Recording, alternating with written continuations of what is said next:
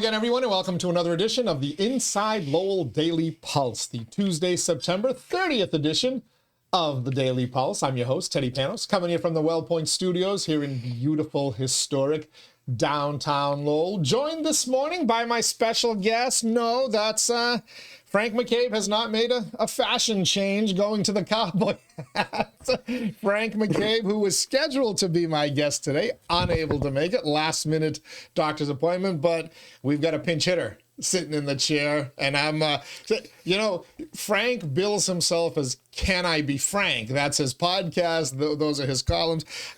You may be Can I Be Frank on steroids.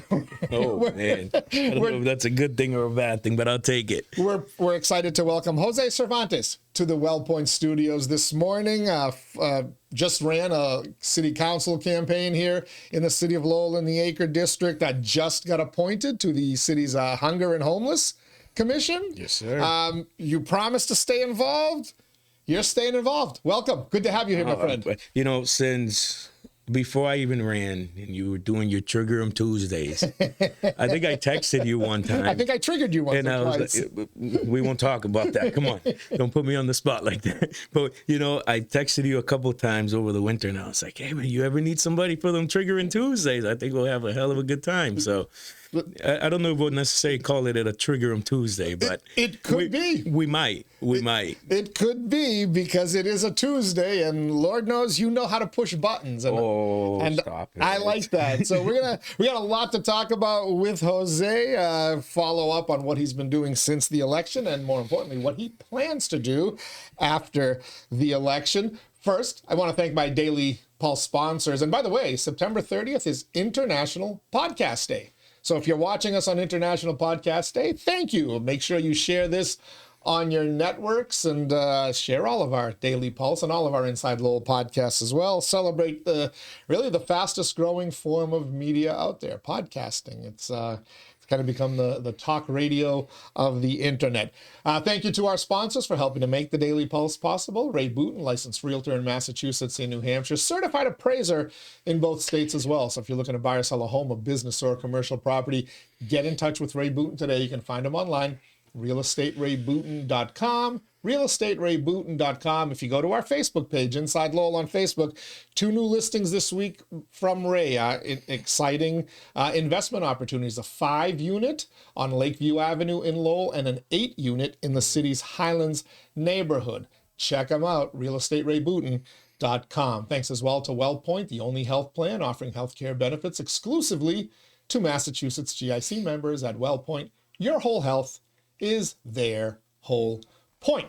And we thank our sponsors. We'll thank the rest of them in a few minutes, but let's get right down to it with Jose Cervantes. So busy man after the election. You said no matter what happened on September 9th, the night of the preliminary, when the votes are tallied, you promised to stay involved.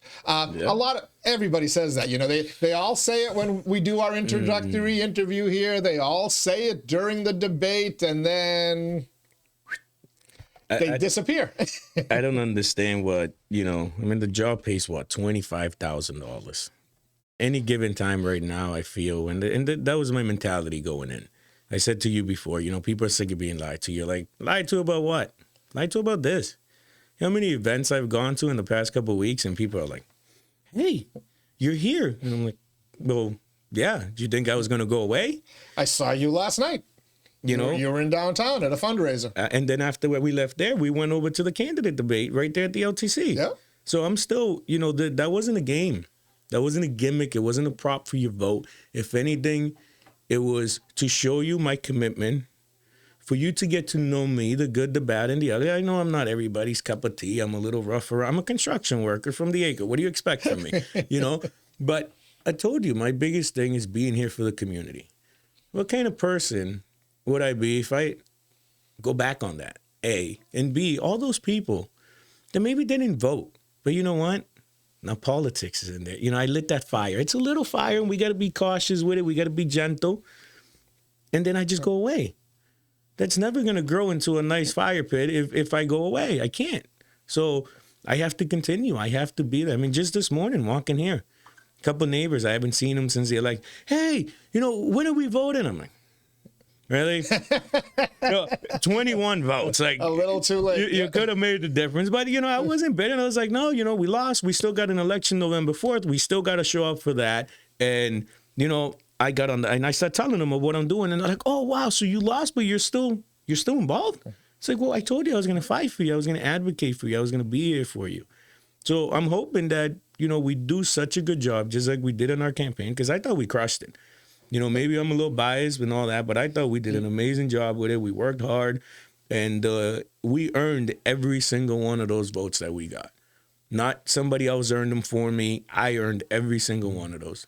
Hopefully next time around, they'll be begging me to run because they're going to see that I'm going to keep working hard, still being there for them, That was one of my follow-up questions. Will there be a next time around? But before, so I also want to acknowledge that not just you, two other people who were unsuccessful in their bids to get to November, Erin Gendron and Francisco Maldonado, are both all over the place. I saw both of them last night as well at the same event that you were at. I don't know if they went over to the Candidates Forum, but I saw them on Beacon Hill last week. For you and Erin weren't even recognized, were you? You just went in. That's her buddy With Francisco Maldonado, who was the Latin Excellence Award presented by State Rep Tara Hung. Oh yeah. And you were also at City Hall because you got appointed to the Hunger and Homeless Commission, and Erin got appointed to a commission, and I think Francisco would like to get appointed to some commission or whatever as well. So. We're working on that. We were looking to see if there was a public safety commission, and there isn't, but there is another one that's kind of equivalent to it. So he just knocked up his resume and letter of intent. So we're going to try to get him on that. I mean, cop for 29 years, vet, this and that. Who better to be on a public safety or, in that area commission than him? I mean, let's be realistic here. I think that, and hopefully they don't hate me for this, but, it's like a dynamic trio because we have we all bring something different to the table. With Erin's, I mean, I call her a nerd all the time. She is so smart, her background in the Board of Health and, as a DCF, she just brings, and then Francisco, I already said about him. I mean, I'm kind of stuck in them. I'm kind of the odd man out, but, they're amazing, those two. And we're going to continue fighting. We're going to continue fighting because we understand that we can do just as much, if not more, from out here than we would have done sitting in City Hall. We have to. And you stay relevant, you keep making a difference in the community, and you never know where the path may take you. The Hunger and Homeless Commission. A lot of boards have various vacancies at any given time. Did you specifically target that one? I did. Why? So why that one out of some of the others? So I did a board diversity course last October. When I was done with that, and maybe this might sound a little arrogant, but I pretty much had my pickings of boards to go into. As you already know, I'm not that type of person that I'm going to say I'm going to do something if my heart's not in it. I got onto the board of LMAC, which actually I just got sworn. Now I'm the vice chair of the board of LMAC, the charter school here on Middle Street. And if I'm going to get on a board, it's going to be for something that I'm passionate about, something that I really think that I can make a difference. And when I seen there was an opening on that board, I'm like, you know what? Who has walked these streets more than me? Who has stopped and talked to everybody, whether you're, asking me for $1, asking me for a cigarette, or nodding off. It doesn't matter. I talk to you because these are human beings. These are individuals. These are people, members of our community, my community. So, like I said, it's just a passion to try to provide, the community with help, especially that community that I feel doesn't have a strong voice, doesn't have a voice to really advocate with some common sense. All we hear is rhetoric and yelling. How are you going to tell these individuals what they need if you're not out there talking to them? If you can't communicate with them? If you walk down these streets, down the Common, down the South Common, and you're scared, how are you going to advocate for them? If they don't know who you are already, how are you going to advocate for them? They know who I am.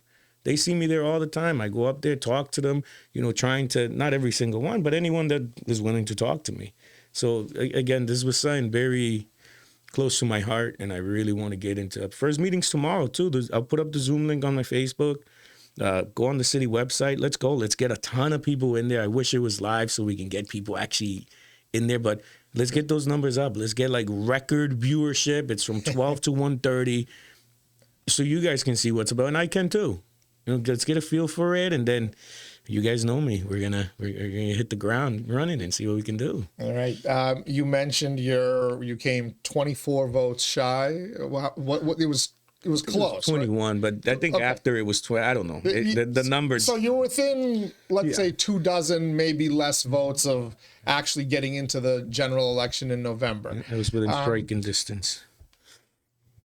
That's quite an accomplishment. You came out of nowhere. You were not known, unlike your other two challenges. They had some name recognition. That said, your entire campaign was focused on getting people to vote who don't normally vote. You talked about how disappointing those acre election day numbers have been. And while your finish was respectable, the number of votes, not just for you, but for Paul Ratayem, a two-term incumbent, and even Sidney Lang, who topped the acre ticket in the preliminary, man, those numbers aren't good. You had to be disappointed when you looked at the final vote tally, or as you sat there on election day and saw how many people were coming and going from the polls. You had to be disappointed about that. Would you consider all three of your efforts, yours, Paul's, and Sidney's, to be kind of a disappointment? I hate to say the word failure, but no. You know me. Just call it for what it is, But no. So see, if you really look at it, the way campaigns are ran, I ran a losing campaign. In a sense of by your typical campaign. So I didn't have a campaign manager against, people, blah, blah, talk, whatever. Say what you want. Talk to me. I'll tell you the truth. I didn't have a team. I had one fundraiser. I didn't have people holding signs, door knocking, calling, because like you said, nobody knew who I was. And then in the acre, and I think that was my biggest hiccup. I should have spent more time in the Lower Highlands part of District 7. I think I could have gotten 20 votes out of there. But the big issue to me is in that area of the acre, this side of School Street, where people really don't vote. People aren't involved. So it wasn't, as far as campaigns go, I literally ran a losing campaign. But as far as doing what I wanted to do, which was get people to know me for who I am. Like I think I said this earlier, the good, the bad, and the ugly. Get to know me as an individual and light that fire. Because on my walk here, and even yesterday when I was walking to the event downtown, I left at 5. It's an 8-minute walk. I didn't get there till 5:30 because different neighbors like, oh, is that you? When's the election? Blah, blah, blah. But they're having conversations. So the flame isn't very high, but we're sitting and going, stoking the fire, and we got to be gentle with it. And so I think I ran, numbers-wise, it was a failure. Yeah. But for what we wanted to accomplish, I exceeded my expectations. So failure, and that's why I was hesitant to use that word, because that can be subjective. Here's what I want to know. 90, how many votes again? 94, 95? I had 84. 84, okay. Mm-hmm. Of those 84 votes, have you been able to go back and see, obviously you're not going to know who somebody voted for, but how many people have you looked to see who had never voted before actually came out and voted? And do you recognize any of them as people that you had made a connection with and told you they were their voters? It's funny you say that because, I took a couple of days off, meaning I was wearing my other hat. you had bills to pay. And that's the thing. I'm trying to start a masonry business. We just filed our paperwork with the city September 15th, started officially my own masonry business, this and that. So I was taking care of that stuff. And then I put on the cowboy hat. And I was like, screw it, let's go. We're ready. Because I wasn't disappointed in my efforts. I was disappointed that the number wasn't higher. I was hoping that we had higher numbers than what we did in the general the last time in the primary. Come on, if that happens, it's like, holy smokes, right. you guys would still be talking about it, Of course. So I finally decided to hit the streets, and you'd be surprised how many people are running out of their house. Like, I'm so sorry. I voted for you and I never vote, but I voted. I brought my sister and my cousin and this and that. So that made me feel good because we did have, like I said earlier, a lot of people that normally are like, have no faith in the system, have no desire to vote, actually being like, hey, you know, and a lot, the big question was even within the community, and I know within you guys in the media is, you know, are you endorsing, you know, who should we vote for? Who are we going to vote for? You're jumping ahead on my list of questions here. You know how it is. I mean, you just talk, you know, and, you know, but the fact that they're even asking these questions, or they're talking to me now about things happening in City Hall when they weren't before, that's huge. And that's the follow-up. So of those 84 or the other, you know, hundreds of people that you spoke to, you mentioned on election day, I reached out to all the candidates. Hey, how you feeling? What are you seeing out there? And you said to me, I'm not holding signs. I'm not at the polls. I'm literally going door to door trying to get people to come out and vote. Were you successful in dragging any out to vote? I mean, yeah. I'll be honest with you. I was walking, you know, even right there in the North Common, and there's a group of people out there, and I'm like, hey, what are you guys doing? You know, and it gets a little explicit. You're in my neighborhood now. You know, we're in the acre. We're in the projects, and it's like, what the heck are you guys doing? There's an election happening right now. Get your butts down there. And they're like, what? What are you talking about? And boom, boom, boom. Talk to them, and you know what? Me and my mom are gonna go down there. Whether they did or not, but they seemed very into what I was saying. But you got to plant those seeds. You almost have to walk them yourself or drive them yourself. Well, I literally. But if you're able to do that, that's how a movement starts, or at least some support. So that said, do you think that those 84 voters that voted for you, because as we're all watching and trying to figure out what's going to happen, what's the math going to look like on November 4th between Sidney Lang and Paul Ratayem, like, where do Jose's 84 votes go? Or were they energized to vote for Jose, but they don't care to vote for anyone else, so they're just going to stay home? What's your sense? I have a very hard time with compliments. I just want to say that. Like, I do. But I think that as much as from the outside looking in, you would say, oh, you know, it's because of Jose, or they're you know, they got into. No, Jose just went in there and talked to them, gave them some knowledge, and got them invigorated about something. Personally, this is the first time I'm saying this publicly, when it comes to November 4th, me and the few votes coming out of my house will be going to Paul Ratayem. That is just the way it's going to go. I have said it from day one. I do not support candidates that I don't feel their heart is in it, that I don't feel that they're good for my community. You have seen me almost exclusively, post pictures with 2 other candidates. Not that I don't have faith in anybody else, but, you know, maybe we don't see each other as much, but with 2 candidates, which you brought up earlier, because you don't have to agree on every policy and everything. It's about what your end game is, what your goal is. I've said it before, my biggest issue with Paul is his lack of leadership, meaning he's not vocal. He doesn't speak up. We've had conversations where I've expressed that vividly. The other candidate, you can say we got off on the wrong foot. The first interaction we had was a lie, and trying to do like a little coup d'etat, and then the camp proceeded to accuse me of trying to do that. When you have people before you announce pulling me to the side, I won't call them out because I got my notebook. That's all I need. And they're taking meetings at coffee shops with me to trying to build that, let's take Paul out. And then you're using that leading up to the election as rhetoric to try to get me to lose votes. What are you doing over there? If you're doing that on a small campaign against somebody that literally did not attack anybody, and believe me, we did our homework, that didn't fearmonger, didn't anything, just straight up grassroots movement, then you're attacking me. What are you going to do for the community? Don't be mad. You know, what is it? Don't don't hate somebody for showing you who they are. And that individual showed me who they are. You know, they're at least from the interactions I've had, there's no honesty, there's no integrity there. There was talk that you were actually working for Paul or trying to help the incumbent as part of your campaign strategy. That started to pop out on social media. That's what I'm saying. You've now endorsed him. Well, I said I'm voting for him. You're voting for him. I'm voting for him because to me, he is, out of the two, I mean, I stand by that. To me, where we stand right now, you put the three of us in the room, I'm picking me every time. And that is not, again, I already said it, I'm horrible with compliments. You want to make me feel uncomfortable, compliment me.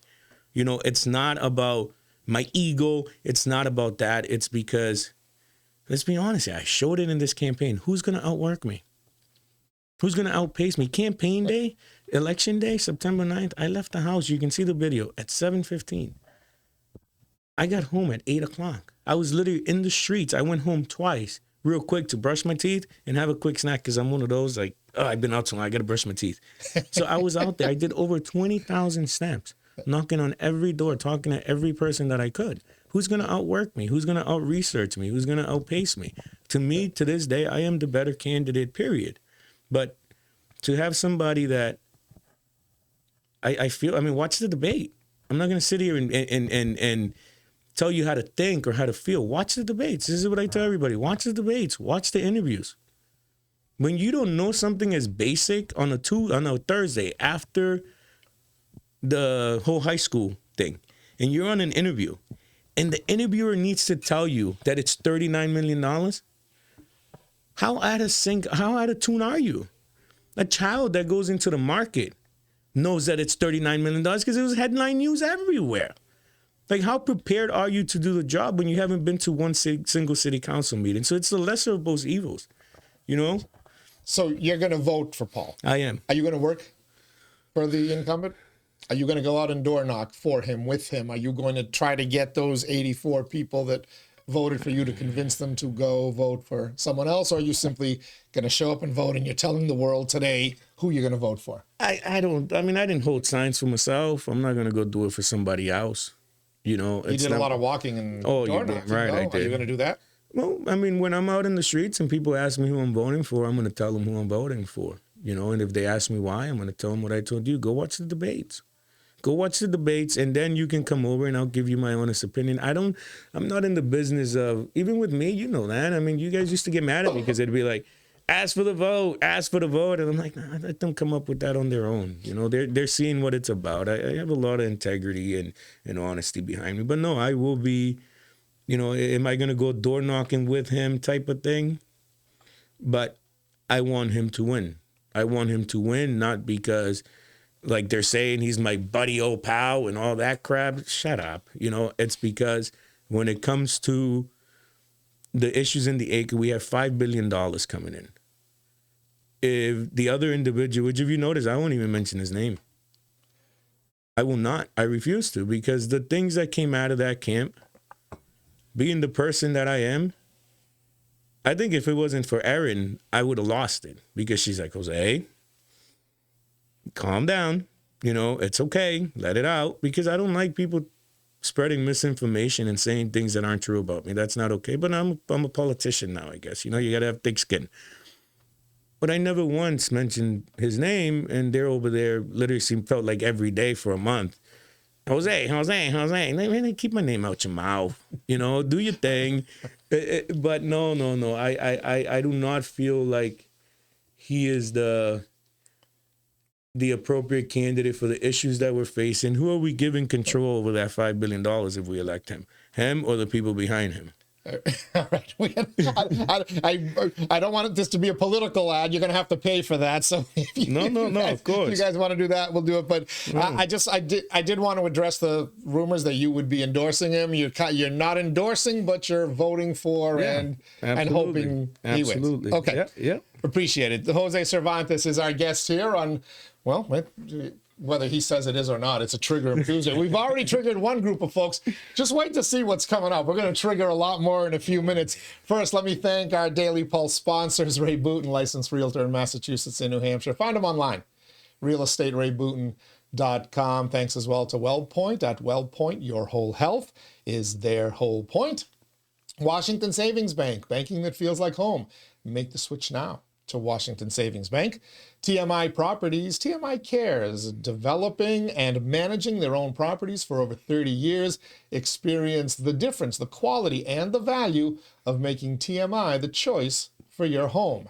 Mahoney Oil, providing warmth and protection to generations of families in Greater Lowell and Southern New Hampshire since 1925. The Greater Lowell Community Foundation, improving the quality of life in our communities through strategic, impactful philanthropy. And last but not least, Francis E. Prevention Insurance, the agency Greater Lowell has counted on to protect its most valuable assets since 1982. Thank you to all of them. Thank you to you for tuning in. And of course, thank you to Jose Cervantes for never holding back. So I do want to talk about a couple of things that you've been active about, but also a couple of things going back to the campaign. Yeah. During the candidates debate that we had, it was you and Sidney Liang. Councillor Yem was still up in Toronto. So it was the two of you getting some nice exposure time to talk about where you stand. But you made a claim. You said that, and I remembered the number as 30-something%, but I couldn't remember the exact number. So I'm going to go with 30% for now, but you can feel free to correct me and go along here. But you claimed that you said it during the debate that over 30% of the housing in the Acre neighborhood was owned by one organization. Mm-hmm. You didn't mention the organization during the debate. No. I asked you afterwards, and you told me it was the Coalition for a Better Acre. Yep. The CBA, of which Sidney Liang serves on the board. Yep. A lot of people serve on that board. I reached out to folks from the CBA to tell me, is this claim accurate? Mm-hmm. And they said to me, not even close. And what number did they give you? They didn't give me a number. Well, then, you know what? It's not red, it's blue. Or it's just not red. That's all you need to know. So what color is it? So they're saying you're wrong. Okay. You're not backing down. Well, you're saying your numbers are $32 million is what the organization is, worth. We're at a 32 poverty rating, and they own 34%. That's what we came up with because, again, like we talked about before, look up how many people live in Lowell. You get so many different numbers. So we looked at how much housing they actually own, which was in the acre. Where's the number here? Of course. You can never find it when you need it. No, and literally we just had it.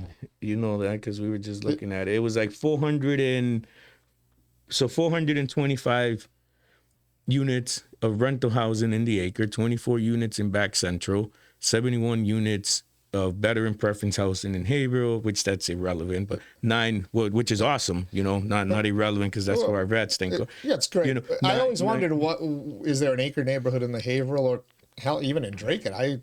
I grew up in Dracut. I never knew the acre neighborhood in Dracut. Oh no, I mean it's Dracut, nine veteran in Haverhill too. And I'm pretty sure they're looking into buying different property. And that was I was surprised too because I got attacked an awful lot on Reddit about that. But then when I was like, all right, so what's the number?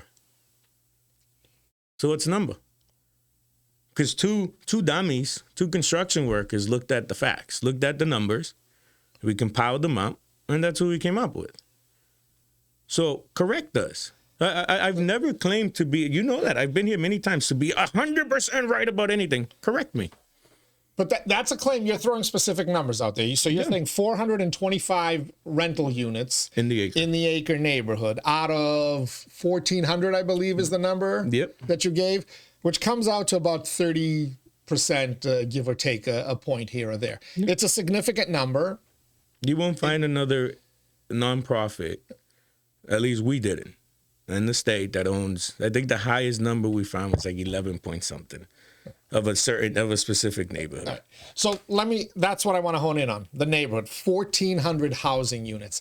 Well, each district in Lowell is what, 11, 12,000 people? The 8 district, maybe, Yeah, that's that's more. what they did it about. Yeah. Okay, so When they gerrymandered it. 1,400 rental units. You're talking about 1,400 housing units or 1,400 rental units? And what comprises these housing units? Is it the 2-family? Is it the 3-family? Or are we talking about the big, 8 to plus or big? 270 of the units, which I think is like 269, but we'll call it 270. It's right there on Moody, like Moody Street, right there. They own all that, and then over there on Fletcher Street, that yellow development right there down the street from the bodega, that's a bunch of units there. That's actually a lot bigger than it shows you. They own that. They own a couple of the actual houses down the street on Suffolk. So they own, the acre's not very big. Again, you think District 7. District 7 is, the acre's a lot smaller than that. So you're talking about not the acre district, which has the same number of people as Belvedere, the Upper Highlands, etc. You're talking about you're talking about the heart, what's considered the heart of the acre. The acre. Broadway Street and the roads that come on and the off actual that. acre, yeah. Okay. Not District 7, which is Lower Highlands, and the acre. So your stats may make a little bit more sense if you're looking at it that way. Yeah, that's why I said the acre. Now I'm going to go back. I'm going to go back to the CBA, and I'm going to follow up. Because again, I've asked people multiple times that sit there for some reason. They're talking about the city councilors at large, and they deleted all their comments, but good old smartphones. I have all the screenshots of all the crap they were talking. One person was literally questioning the fact that I knew the acre. It's like, what are you talking about? Like, when the old Demulas was there, my stepdad that was born in 1928, if you ever went there and you seen a couple of Spanish guys sitting out there and they'd load up the groceries for the old ladies and go drop them off, and there'd be 2 little kids with them, that was me and my brother. Like, don't you tell me about the acre. Like, don't you tell me about Lowell. Like, I don't have to grandstand with that, but, like, come on, man. And then they're like, oh, that number's not even close. Then what is it? Correct me. I'm okay with it. So I questioned the number because I was told that's not accurate, and so now we're kind of getting a little bit into the nuance of statistics and whatnot. But so you're discounting in your analysis here the 425 units out of about 1,400. You're discounting the Upper Highlands, the Lower Highlands. I apologize. That's not the acre. That section of downtown along the Merrimack River and the Latcher Park, which is actually got classified for the district as the acre. So you're kind of discounting that. You're talking about specifically the acre. All right. What me and you grew up knowing as the acre. Adam Street. Exactly. So that's like the acre. The right? acre. But okay. Moody. So let me ask you this. Yeah. Why is that a bad thing? Why is it a bad thing that one organization cares so much about its neighborhood? And my joke aside about the Coalition for a Better Haverhill and the Coalition for a Better Draken, the Coalition for a Better Acre was founded to improve the acre neighborhood, and I believe the acre neighborhood through. So, yes, the CBA gets some credit. The city gets some credit. Arthur T. Demoulas and Mike Demoulas get a ton of credit because they did some land swapping and they significantly remade that neighborhood. But it's a better neighborhood today than it was before. So why is it a bad thing that one organization owns that much housing, whatever the number is, whether it's 34, whether it's 30, whether it's 15? Tell me why that's a bad thing. It's not a bad thing, but again, look at the poverty rating. In the last 10 years, when your wealth grew to 32 million, the poverty rating grew to 32%. Of the acre neighborhood. Yep. Now, are we talking about the District 7 or the acre? The acre itself. The acre. Okay. So 1/3 of the people in the acre are living at the poverty level. Sounds believable. I might even say, geez, probably even higher if we really get down to it. If we really actually were to, because a lot of the people aren't filling out their census. A lot of people, let's be honest, aren't even eligible to fill out their census, But these are conversations that, and even when I brought it up, I didn't bring it up in a negative light where like, but I have this popular thing where if I say I don't like this or whatever, and you're like, oh, you get defensive, your insecurities are showing. What's the big deal? If obviously I'm wrong, but say my numbers were close. Say, okay, it's 28%, because it's definitely not no 10%. You're still worth 32 in a place that's a 32 poverty rating. Why are you getting defensive about it? Say, heck yeah, look how many people we put into housing. Instead of spending 2 months slandering me and talking crap. Why are you defensive about it? If somebody says, look, he's Mexican, I'm not going to be, what do you mean? What do you, yeah. I was born there. I crawled under a fence when I was 2. And look, I'm a citizen. I'm doing this. I'm doing that. Everybody can do it. The American dream. Let's chase it. You know, why does it have to be something that it has to be? Because what are we doing other than putting people in a subsidized housing hamster wheel? Literally right now, one of the biggest things it feels like, and it's horrible, and I hate talking like this, but because, you know, then people are going to be, oh, he's whitewashed, he's this, that. But it almost feels that in my community right now, it's just as impressive to get a Section 8 voucher than it is to get an associate's degree. Because once somebody gets into that housing, gets into that those things, guess what? They're there generationally. How is that helping the community? It's helping it right now. You're putting a Band-Aid on it, but we need stitches. And thank you for the transition, because I wanted to talk about one other number you gave me, and I think it gets to the crux of your argument. You said there are 1,400 subsidized housing units in the city of Lowell, 1,400 subsidized housing units. Again, whether your numbers are correct or not, but this is the data you gave. Yeah, that's the numbers we found. 1,100 of them, 1,100 of them are in the Acre neighborhood. Where are you finding these numbers?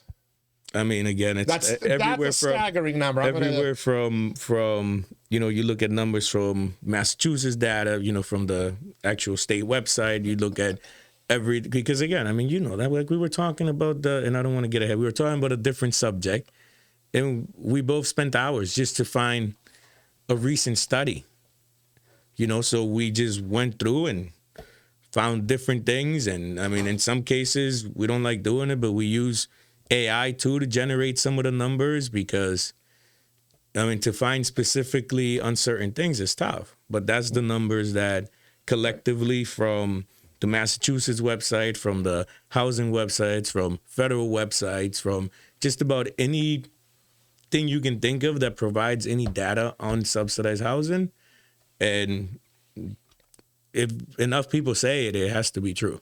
You know, I'm not out here making things up, but if maybe I looked in the wrong place, correct me. Again, correct me. That number, if those numbers are accurate, 1,100 subsidized housing units in the Acre, 1,400 of them total in the city of Lowell. That's 78% of the subsidized housing in Lowell is in the Acre neighborhood. Mm-hmm. Your numbers may be off, even if they're off significantly by 25%. Half of the housing units in the Acre are subsidized. Yes. That's, so again, not a bad thing. People who have a hard time making ends meet and putting a roof over their head, they're going to need some help. Yeah. The issue, as I see it, is when you concentrate that much poverty in one neighborhood, now you have bigger issues, because we understand that along with poverty, and this is all data from the United States, it's not Lowell, Massachusetts, you have poverty, crime follows it. You have poverty, addiction, substance use, mental health. They tend to follow that. Mm-hmm. Why is that important? And you talked about this during the campaign. Well, because when the city finds new places to put subsidized housing and try to house homeless people or people who are having a hard time paying the rent, they're naturally going to say, well, the Acre's perfect for it. And then we'll transition to our next topic, safe injection sites. Yep. Where are you going to put a safe injection site? If Lowell ever gets one, and hopefully we never do, I hope the state never does, I hope no place in the world gets one, because I think they're a bad idea. We'll have that discussion. But you know the Acre's the odds-on favorite to get one. Maybe the Lower Highlands, maybe, you know, Centerville, maybe, but in the Lower Highlands. But if I'm going to Vegas, I'm going to put a little money on the Acre, and then I'm going to back up my bet just in case on the Lower Highlands. But we know the safe injection site isn't going to go on Clark Road, probably not going to go on, out by the Daily School, or not going to go up on Christian Hill, and it's maybe an outside shot of downtown. I shouldn't rule out downtown. Well, yeah, especially you have that, but but still, I mean, but your neighborhood's the odds-on favorite for the safe injection site, and that's the I could have gone two ways with my campaign: spread hope, not fear.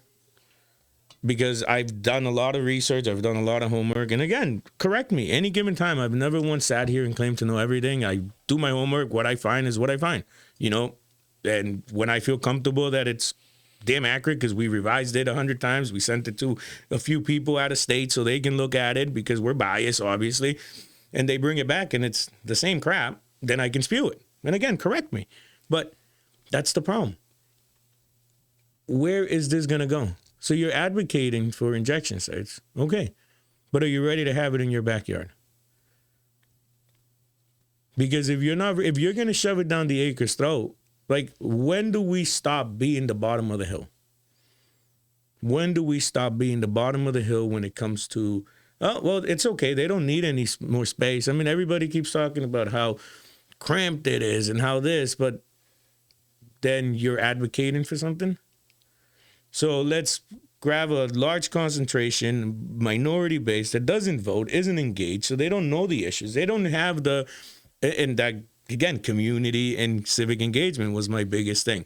So when people are so out of tune, they're just getting things shoved down their throat. And what is it? You had a Trigger 'em Tuesday. It was like, can I have another? You know what I mean? Thank you, sir. May I have another? And that's the thing. So because they don't know what's happening. They don't know about the big vote that we had on the injection sites on Tuesday. So now it's my job to walk around and tell them. Trust me, it gets exhausting. But it's not about me. It's about the community. And they need to know what's happening because it's going to have a direct impact. Again, we should be concentrated on, instead of building more subsidized housing, what we can do to get people out of a 32% poverty rate and so they get a better path to home ownership. Affordable I have home a problem ownership. with that. That's the future. I don't think that when the funders of the CBA, and I hate making it seem like I'm picking on them, but you literally control. Oh, you're enjoying it. A little bit, but when you're on the top, that's what happens, But I don't think the mission was ever to build this subsidized housing and these projects and stuff like that to keep people there generation after generation. If anything, it's one of those where the goal should be that we're not needed anymore. The goal should be that people come here, they're here for a year or two, and it's a stepping stool for them to get some, a path to affordable home ownership, to create that generational wealth, this and that. So I'm not saying that what they're doing is horrible and they're hurting, but it's like one of those backdoor, like double-edged sword. Like, as much as you're helping, how much are you actually helping? How many people, if you look at the numbers of people that were born there and are still there, as opposed to the numbers that people that were born there and went off and are doing great for themselves and have a house, and then the next generation could come in, it's supposed to be assistance. It's like I hear you talk about, welfare and all that all the time. And we know you're very vocal about that. And hey, that's your right. Let's go. You need to hear both sides. But why isn't it something like that where it's like, oh, you're in a bad place right now. You need help. Come here. We got affordable housing for you. Boom, boom, boom. All right, you're good. Now go buy a house. A good job. Go, an education, access to an education and a good job so that you can actually get out of the house every day and feel like, you're productive and you build a career. And again, that's how you get out of poverty. Correct me if I'm wrong, but poverty, and many smarter people than me have said it in the past, presidents, people like that. I wish I had the quotes and all that here so I could, poverty is one of the most lucrative business there is. Poverty is big business. So at the end of the day, when you have people getting millions and millions of dollars a year to keep people on that hamster wheel, I mean, it goes back to the injection sites. I've been talking to, find me somebody else that called British Columbia to talk to them. And that's why That's why I was excited to have you on, because when we ran into each other last night, we talked about my opposition to safe injection sites, and you said you actually called. I did. British Columbia. Well, yeah. I mean, how? Speak to? One of the directors that runs one of the injection sites there. And I asked him, I was like, listen, I'm wannabe politician from place in Massachusetts. And, I gave him a quick rundown. You know how our... Had they heard of Lowell, by the way? No, but they had... he's like, oh, Massachusetts. I think he's heard of that, And I was like, at the end of the day, I know you guys know the state of politics on here, how divided things are. And, I have an interview tomorrow, and I kind of want to get a feel for how things... This was Sunday night. I was going to go on John McDonough. And I was like, I want to get a feel of... You guys are running one. And you've been running it for quite some time. Like, talk to me. And he's like, oh, yeah, they have 13 booths in there. People come in. If they want the drugs tested, they can test them. The whole spiel. They got a little sitting area, provide them with snacks. And I was like, well, what's been the impact in the neighborhood? Like, have you seen, people coming in and getting cleaned up and, off the streets and stuff like that? And he's like, He's like, when we first opened up, we had a good amount of people coming in here, to the point where there was actually a line waiting to use the 13 booths. That kind of went away, and it was hard not to laugh, because he was like, he had a super Canadian accent. Like, I just wanted to be like, hey, really?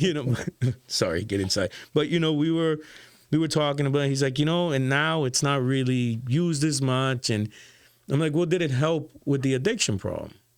He's like, well, the biggest thing was that we had a big shift where people went from injecting to now they're smoking and they're finding other ways to use the drug. So our drug problem actually hasn't decreased. Some people argue that it actually increased, but it's the injections that have decreased, which I was like, what the hell? What kind of stuff you guys got going? I'm not really into that game like that, so I don't know much about it. So to back that up, and as you mentioned, it's hard to find data. I've been trying like heck. I have found some. Folks are now starting to send it to me, so please send me data on them. Me too. And if I'm wrong, correct us. Please correct me. But I'm just going to take it from a common sense approach, right? My guy in DC likes to talk about common sense. So Vancouver, British Columbia opened a safe injection site in 2003. And there are now, get my numbers straight, 14 of them in Vancouver alone, and there's 50-something in British Columbia, the province that Vancouver is in. This is a big thing. Safe injection sites became a big thing in British Columbia. 2003, Vancouver opens the first one, cited in many studies that some mysteriously end in 2017, 2018, or whatever. Had the same problem. But in 2016, the province of British Columbia, with Vancouver at the forefront of it, declared an emergency around opioid use. So you tell me, after 13 years after the first safe injection site opened, they're declaring an emergency. Did it work? You tell me, just common sense. Did it work? I mean, the data doesn't support that it worked. That's all you keep hearing. Do your homework, do the data. My biggest issue right now is that it almost feels like it's a political fight right now, as opposed to... Isn't everything? Well, and that's annoying, because at the end of the day, some people might say, I'm a construction worker. I'm getting things done. I've said it here on your show. If the heights are off, I don't care. Get the jackhammer. I'll figure out the heights, but we need to get our feet moving. We need to do something. This fight is the Mount Everest. You don't have your hiking shoes on. You don't have your water bottle. There's things we can be doing right now. I'm out here talking to people in the streets, and, one of the biggest things that I hear, I literally have talked to people where they're like, you're right. I'm like, oh, I know so-and-so over there at Riverbend, go over there, they'll help you out. And they're like, they promise me whether you do it or not. Like, you know what? Thank you so much for sitting here and talking to me for 10 minutes for the first time in a long time. Somebody talked to me like I'm a human. And the biggest problem that everybody has is they go to a program, 4, 6, 8. Some people have gone to programs of 16 weeks down in Worcester. Not enough. And then guess what happens? They get out, and where do they go? Back to the street. Back to the streets. 6 months to a year minimum. You're telling me that we can't get people to agree with us. Where, hey, you know what? Instead of building all this subsidized housing, why don't we build? Almost like we just sold the building. I seen it on the planning board. What is it? 30. There was dorms before, and we're turned it into a residence. Oh yeah, the River right there. Yeah. Whatever they call it. And they're like little apartments. Why don't we do something like that? Do a boarding house, where everybody has an individual room and shares a bathroom on the floor. Who cares? It's better than what we're doing now. These aren't plans. These aren't things that I'm saying like, we have to do this. But we're not having those conversations. Let's start having those of things we can do now to help these individuals now, as opposed to having a political fight, seeing Tara and Corey going at it on Facebook. You know, like, it's like, really? Why aren't we fighting about, you know, getting better mental health down here, getting them a bed after they leave, cleaning up the shelter, you know, things like that we can be doing today. So here's the problem with that, as I see it.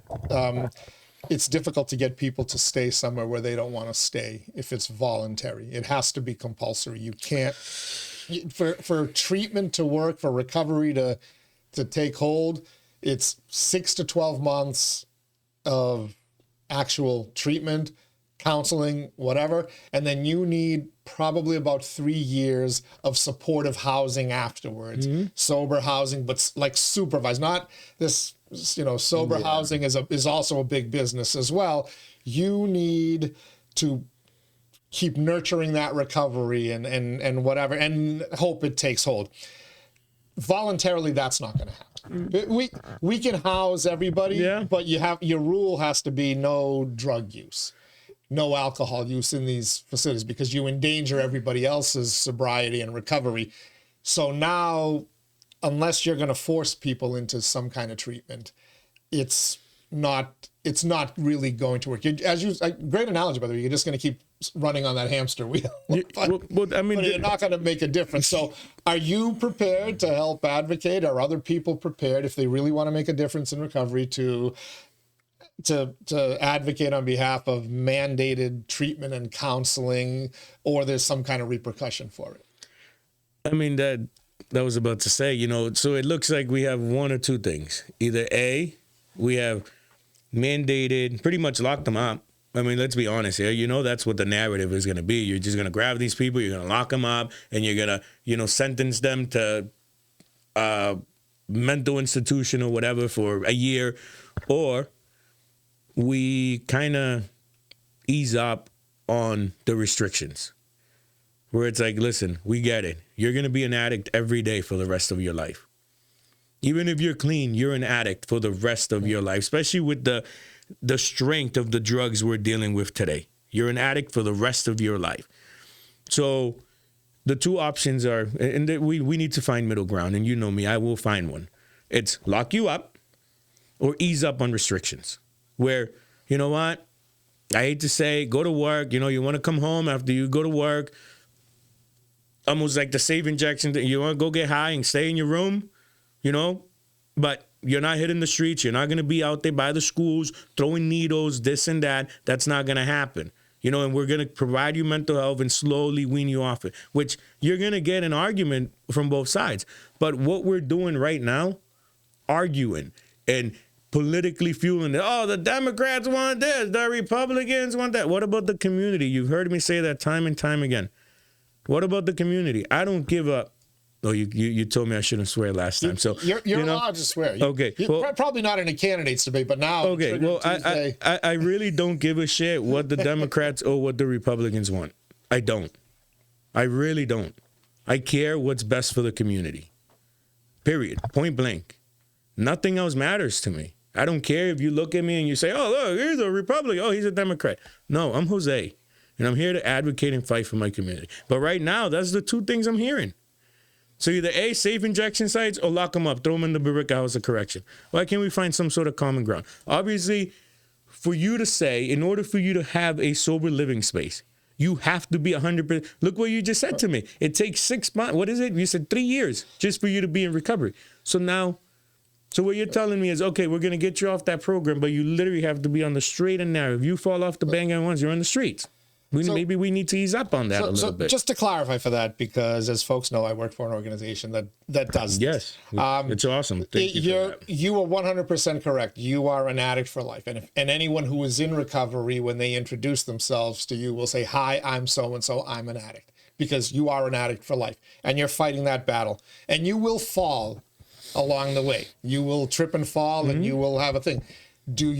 Have you been taught in those 6 months to 1 year of recovery, have you been given the tools so that when you do fall down, you don't spiral out of control, but you go back to what you've learned, back to your recovery. Mistake. That's what takes the year. That's what takes the couple of years of supportive housing afterwards, because again, you will very likely have a misstep. There are things where you can't, there has to be certain lines though, where you can't just go on a binge for 2 months and then come back. Exactly. You know, so absolutely. Because then now you're jeopardizing everybody else. Yeah. But, you know, it's funny, you mentioned 𝐉𝐵𝐸𝐺 House of Corrections, which we've basically emptied. We've closed prisons in Massachusetts. We've emptied them. There or something. They're talking like that. about one of them in Shirley. The governor's got a plan. She's going to turn it into housing. Okay. Why not turn it into a giant recovery center? Again, not cells. You tear down, completely rent it, bring some masons in, create some jobs. I just started my own business. But you know, you've got a giant facility that has recreational centers, dining halls, everything.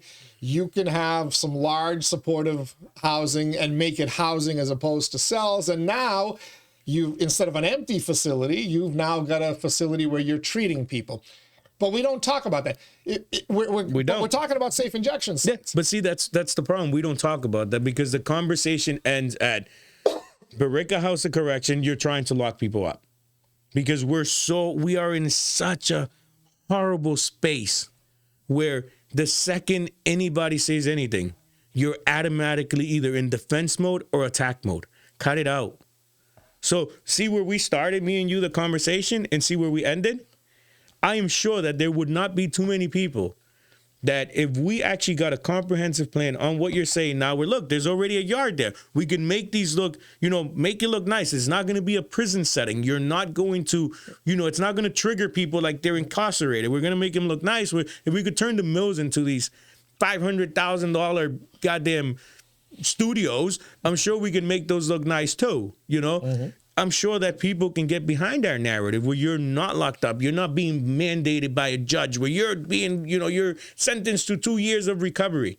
You know, it's all, I said it to Presto when I was on the walk with him. I said, Presto, I get it. You're mad. You're not mad at the people. You're mad because we can't do anything about it. But we need to make sure that we speak correctly because this is a very sensitive subject. These are people.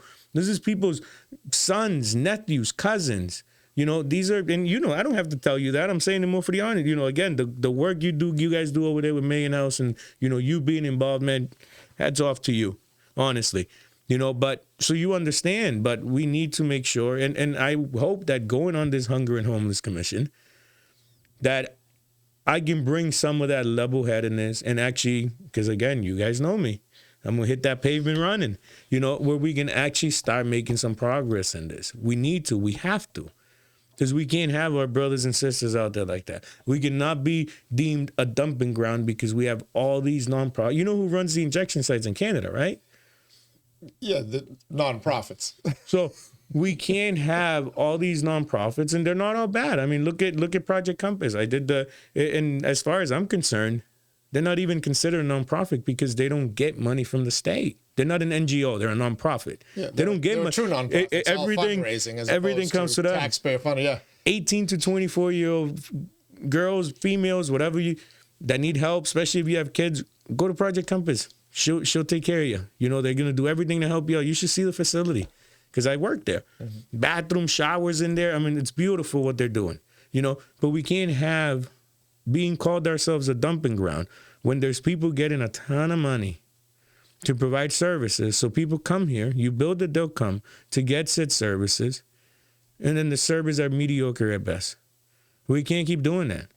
If we can't provide for our own people, the people that are here now, shut it down. Shut it down. Start over. Throw the baby out with the bathwater because we need to do better. I don't care what we do. We need to, if we move the needle just a little bit, I'm good with it.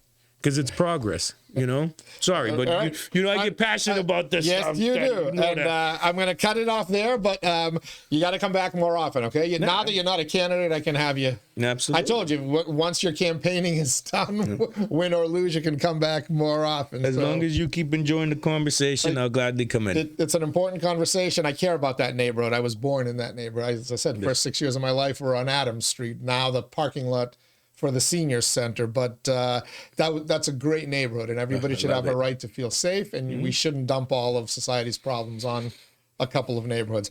Jose Cervantes, never shy about triggering folks. Hey, I just speak my truth, you know. If I'm wrong, correct me. Just wait till I put the teas out for today's show. We'll trigger goodness. A few more. Thank you so much for joining us. Absolutely. Good luck. Keep up the hard work on the Hunger and Homeless Commission. Take care, everybody. Keep up the good fight. That's Jose Cervantes joining us here on today's Daily Pulse. Tomorrow, I'm going to have to worship two people. Former Mayor Bill Samara's current mayor, Danny Rourke, are going to join us.